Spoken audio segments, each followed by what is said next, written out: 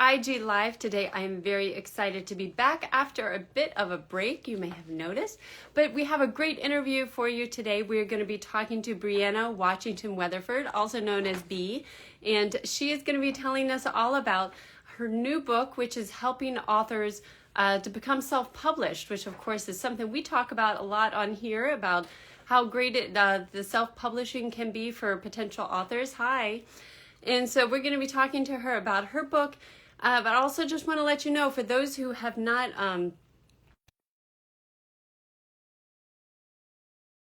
happening this Saturday, it's going to be from 10 p.m. Eastern to 2 p.m. It's going to be so much fun. There are going to be activities for the whole family and giveaways. It's going to be so much fun. You don't want to miss it. So hello, go to the link in our bio to register. Look at you. I love it. You have such a great location. Thank so good you. to see you. Yeah. Thank you so much. I'm so grateful to be here. As you can see, I'm outside with the buggy, so I will be doing more than a few body checks during this live. I love it. I love it. That's, I used to do a lot of our lives outside until they started building a new school nearby. So it was just too loud. So I'm jealous. I think that's great to doing it outside, although I'm sure that is hard checking on all the little critters. But I'm glad you're able to be with us today. And thank you for being so accommodating for the time. Those that don't know, we usually do this at 1 o'clock Eastern. And of course, you were so gracious to adjust the time for me. So I appreciate that. And why don't we go ahead and jump in, and you can introduce yourself. Tell us all about what you do. Yes. So I am Bre'Anna Washington-Weatherford, affectionately known as B.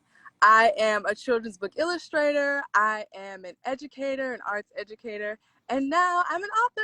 So super grateful. My mission is to get more diverse books into the hands of our community, and especially our little ones. I am passionate about amplifying marginalized voices, no matter what their body exemplifies. I am passionate about that, and just making sure babies know the truth about themselves, the truth about their history, the truth about our greater world. So that's really my passion. I'm passionate about the holistic, healthy development of our little ones, because everyone says that they care about the future, but if you're not actively investing in our little ones, what are you doing? What are you doing? Yes, I love it. And I love that your passion so aligns with what we're trying to do. So it's so great to talk with you. And I have to say, when I was coming up with getting prepared for this, I was almost not sure how to get started, because you do so many different things. It's like, okay, do I ask her first about being a youth arts mentor?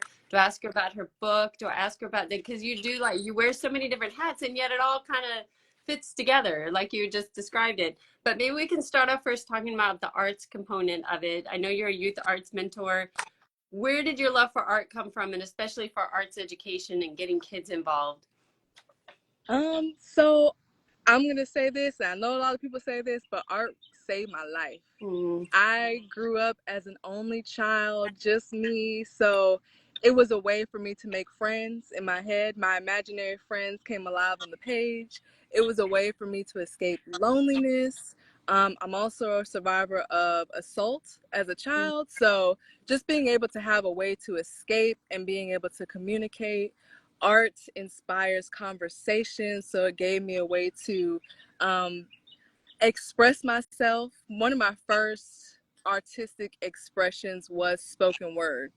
And I'm so grateful. I grew up in the church, so the pulpit was one of my first performance spots. I'm grateful that they let me express myself in whatever way felt natural to me, without any judgment, without any fear. So that was really one of my first ways to communicate the things that I was experiencing. I got in trouble in Sunday school because I asked so many questions. So just being able to express myself in a creative way, and also being able to use my voice in many different ways. The other question was What about arts education, about how you're kind of translating your experiences into helping other kids now? Yes. So I actually learned about the after school program that inspired me to continue to be an artist through my church. So I'm really grateful for that.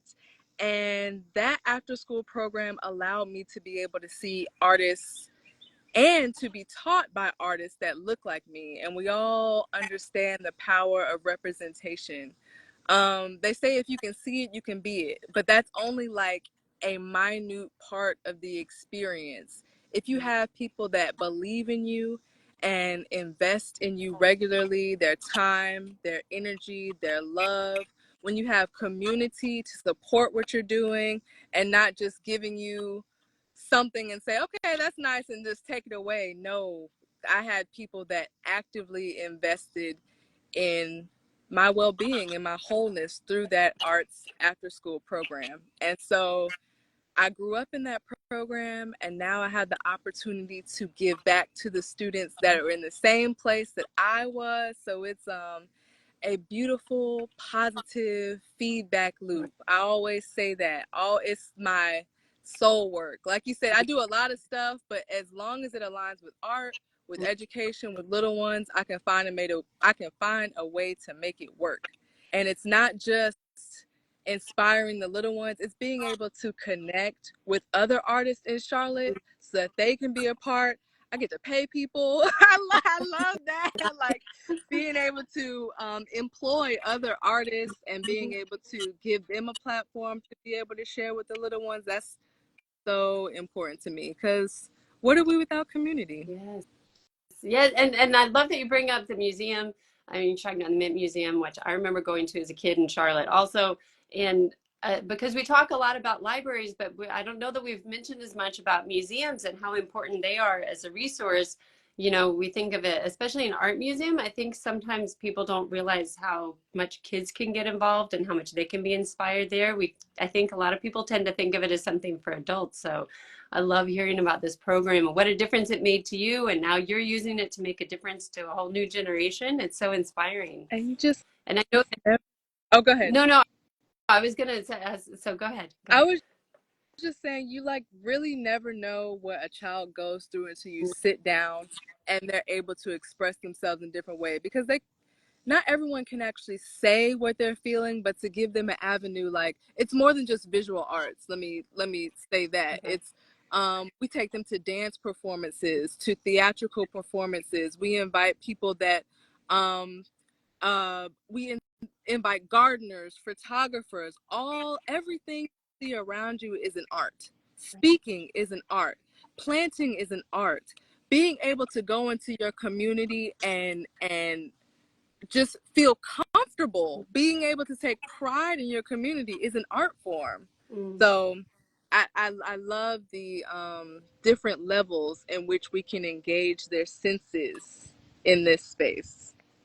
I love that. And I love that perspective about how all these things that most of us don't think of as being art, how that's all art and expression. And I know that's something that's really important about what is it about the arts that really helps kids like connect and discover their potentials? Like, do you have any favorite stories from all your time working with young people? Ooh. So being able to connect is like a given, because even if they're not, let's say they're not connecting with the adults in the room, because some children are just shy like that. Like I said, you never know what they go to. Just seeing them connect to themselves through their work is something really beautiful and really meaningful. In our space, we encourage the children to lean into their mistakes. They're not we don't call them mistakes. They're just pathways to a different destination, like Uh, to the same end goal. And as long as especially if it doesn't look like the art that we presented in front of them. Sometimes we'll give them art projects and they're like, okay, I don't want to do that. I'm feeling something else. I say, go ahead, feel it, feel it. We just want you to be able to, yeah, feel yourself and be able to be proud of the work that you're putting in. What was the other question? The oh, last just if you question. had any favorite stories of, kids that you've worked with, thing that you experienced. So, yeah, favorite stories, favorite experiences. Let Mm. me say that. So, Okay. I remember when my second book, Little Warrior Woman, was published, and I was able to bring that into the room. to the students, and the first thing, it was two little girls. They was like, oh, that looks like me. And you could see it like on their face. They had beautiful locks twisted on their hair. And they were like, that looks like me. It's like, no, that looks like me. And I'm like, yes, baby, it was for you. It's exactly like you. So that really, like, I mean, that almost made me cry when they were screaming for the book, wanting to hold the book. So I keep those pictures on my wall to remind me that what I'm doing, it is a direct reflection of the children that I am experiencing every day. And another favorite experience, it was when I teach with my husband as well, and he teaches hip hop and poetry workshops and how to express yourself through spoken word. So we went to not a freedom school, but a boys and girls club. And a lot of the children in that community were from foster care. And so we, although we may not be from that community, we can we can empathize with some of those experiences that they may have had. And when I tell you, these babies were so supportive of each other. A lot of them were not able to read at their grade level. Right. A lot of them were not able to write very well. Either their penmanship wasn't very well, or they were struggling with being able to formulate words. But a beautiful thing is that none of them picked on each other. None of them made fun of each other. All of them were super encouraging.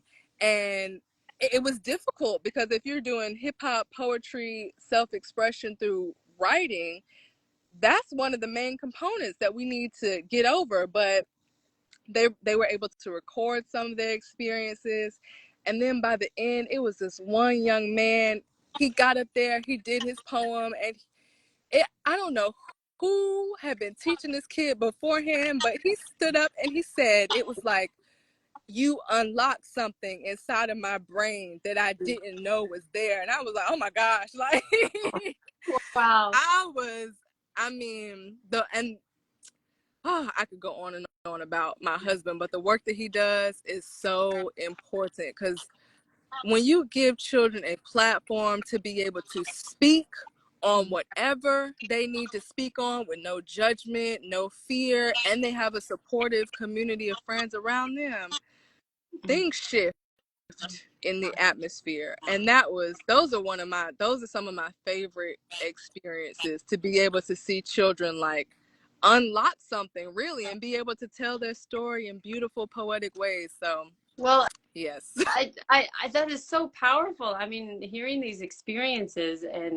and like you said, unlocking that potential inside kids, which goes back to your new book, actually, because I know something else you're passionate about is helping other people be able to turn their work into books, because kids need to see these books. They need that representation. They need to see, experiences like they've lived. They need to see that on the page. And that's something you're really passionate about, is about helping people get those kinds of books published, because that it is kind of a barrier. Like you say, a lot of times people have ideas and they're not sure how to go from having that idea, and maybe even they have a book written, how to go from that to actually getting it published. So why don't you tell us about that, about kind of what your mission is with this book, and then how is it kind of structured, or what can people find? Yes. So, this book, it Yeah. was truly a labor of love, over a year and a half in the making. And then even before that, my work as an illustrator allowed me to see the ins and outs of not just self-publishing, but oh yes, look, you see the cover. Look at the book. Thank you for asking. We do need to see Yes, the thank cover. Oh, that's you. great. Yes. Thank you so much. So, so this book is a practical and expansive guide to be able to meaningfully apply it to your children's book journey. I lay out my children's book creator framework, and you'll hear me often use the word creator instead of author or illustrator, because one of the things that I noticed in the children's book creator realm is this tit for tat bickering between authors and illustrators, like, oh, I don't get paid this, or oh, you don't deserve this, or oh, you cost too much money. And I'm like, okay, if we are all here for the benefits of children, then all of this stuff that you're saying is wrong. Like, it's just flat out wrong. We have to work together, whether it's operating on the barter system, the honor system, being able to collectively run a Kickstarter if that's the route you want to take, being able to provide resources for each other, if that's the route you want to take. And that's what this book is about. This is not just for people who have a whole bunch of money.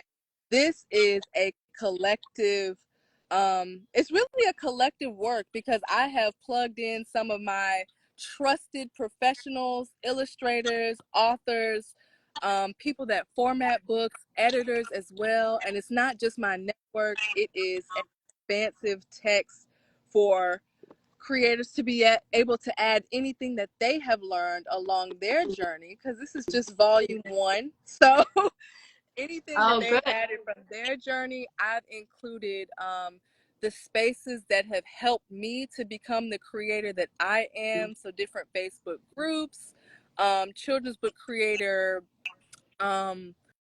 like self-publishing networks, classes, courses, both paid and free, boot camps. All of these experiences has helped me to cultivate this guide right here. And like I said, I lay out the creator framework. So what is a children's book creator? Is somebody who is clear on why they're doing what you're doing, because a lot of this work is unpaid. I mean, there is Right. exchanges between authors and illustrators, but as an author, the first thing somebody does is not pay you. Passion comes before anything. Right. And I talk about being able to develop a creator mindset so you can prepare yourself for the journey ahead. You want to be able to research and plan ahead, being able to embrace those growth opportunities that may seem like roadblocks, but it's just preparing you to be able to face a lot of the, gosh, I don't want to say criticism, but it's going to be a lot that comes with creating a book, especially a book with a message. This book is not for anybody who wants the fast and free route. This is not for anybody who just wants to say I published a book and I did it. This is for people who are absolutely passionate about the healthy development of children.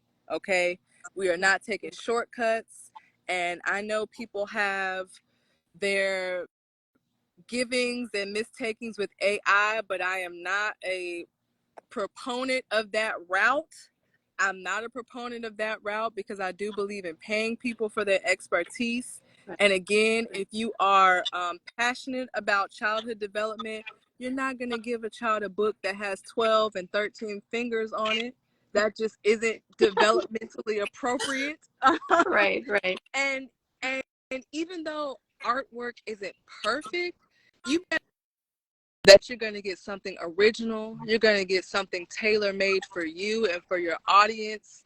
Your child is going to look like your child. It's not going to look like anybody else's book out there.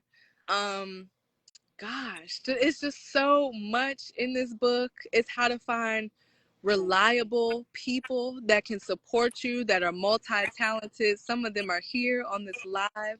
So thank you so much. Marion Poppins is an amazing illustrator, dynamically talented. And yeah, I mean, it is full of love, of passion, of work. This is for people who want to do the hard work and to be able to track their progress and their process and really want to collaborate with community.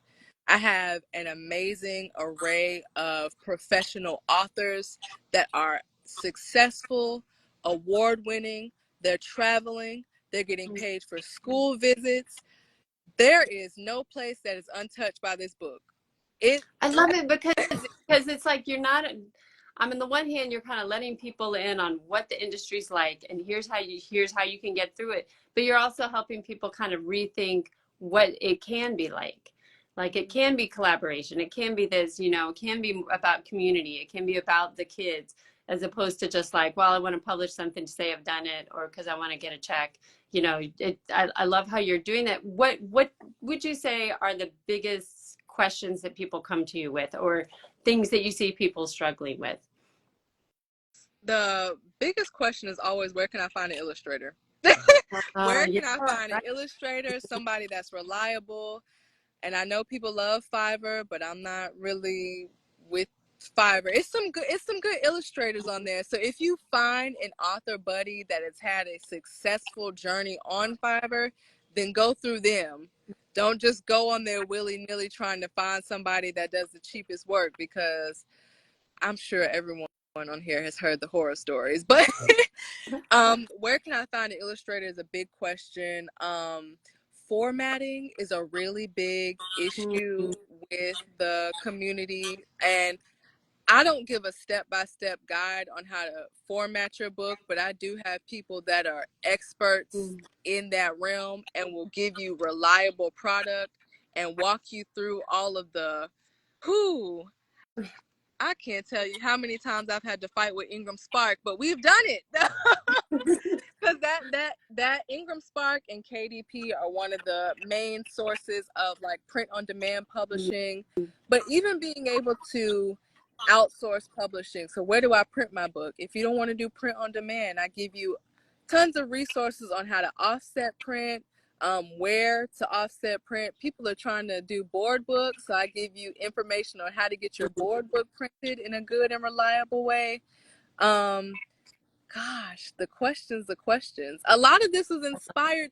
That's what I was going to say earlier. A lot of this was inspired so I don't have to answer 1,001 questions while I illustrate a book. right. I do want to guide you and to be able to support you, but there's a lot of front-hand research that you have to do and prepare yourself before you get to the illustration process. So being able to make sure that your book is professionally edited before you get an illustrator.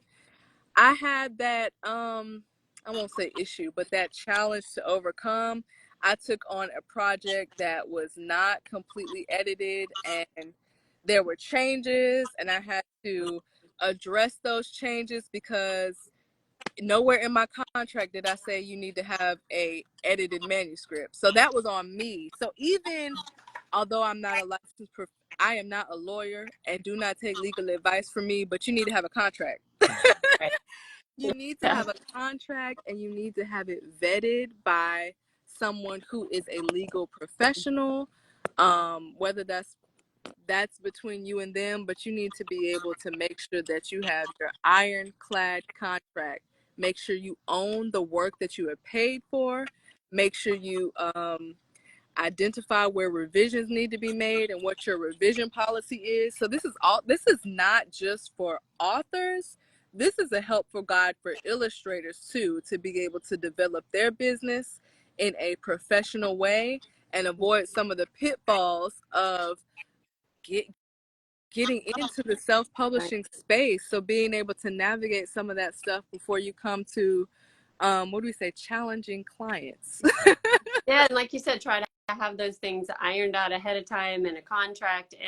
And this is such a great resource, especially because I feel like self-publishing is a space that still relatively new, but it's changing so fast. I remember if you talked about a self-published book like 10 years ago, most people wouldn't have taken them very seriously. The quality was not very good, but now you find such great books that are self-published. But like you said, I mean, it's just changing so fast. There's so many things to think about. What a great resource. And thank you for taking the time to talk with us about it today. And you said there's going to be another one too? Yes, like I said, this is just the first volume because Wow.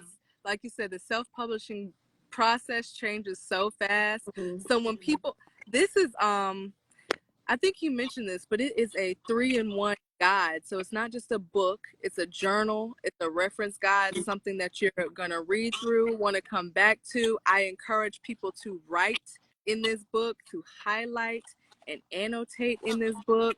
Um, it's an ever expansive book. We have a VIP creator space that's an extension of this book on my website. It's private page for those who purchase the book, but it's full of resources for you to be able to print out at will, for you to be able to share with your illustrator, for you to be able to write on.